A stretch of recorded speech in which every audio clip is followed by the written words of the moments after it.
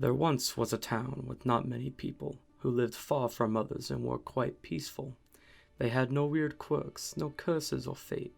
The only thing weird was just one trait. A competition, some called it, or challenge, said others, that would put the townsfolk against their own mothers and brothers. A game, indeed, that all sorts would play, to see who was the best of each holiday. Today the town works like a well-made machine, for today is the day. Today is Halloween. Throughout the town all the people were scary, except for one lad, who was called Small Jerry. It wasn't due to his mind, for he had such good wit. But he wasn't scary, even he could admit. The townsfolk would laugh at his awful display, and say you're not scary, and your actions are all in vain. He ran back home without no reply, for he was now sad and wanted to cry. Although now sad, he was quite determined to get to the top and had a great yearning. He jumped into action, right onto the floor, and looked through the book of the winners before. "That's it," he said with a spark in his eyes. He would scare the people with a shocking surprise. He took a dark robe and filled it with lights, and put on a bear mask that was old and fit quite tight.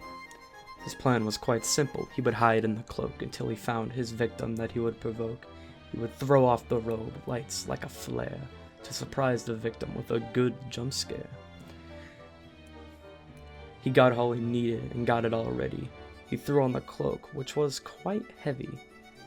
Jerry toughed through it, for he was in a hurry, but he felt a light break, which made him worry. "No matter," he said, reassuring himself, for he had no time to ask for help. He hits the streets to do what was destined, to give off a scare that would make him a legend. He found a young man sitting down all alone. He looked quite tired and was checking his phone. Jerry snuck up behind, but had to be fast, so he jumped into the air. But this jump was his last. He triggered the lights as he hit the ground, but the weight of the cloak took them all down. The battery was dented, the glass made it split, and there was no way out. For the bomb, it was lit. Bang! It went off with flashing lights. The noise was so loud the whole town went to the site. The police were called and the panic outspread, but Jerry could not see. For poor Jerry, he was dead.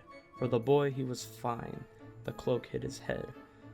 But he wasn't more scared in his life, he said. He was buried the next day. The whole town watched and atoned.